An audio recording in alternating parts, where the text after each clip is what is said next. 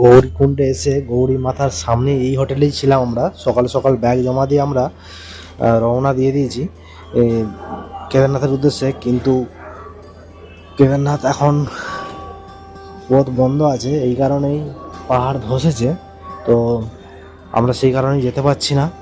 তো আমরা আবার হোটেলে ফিরে এলাম।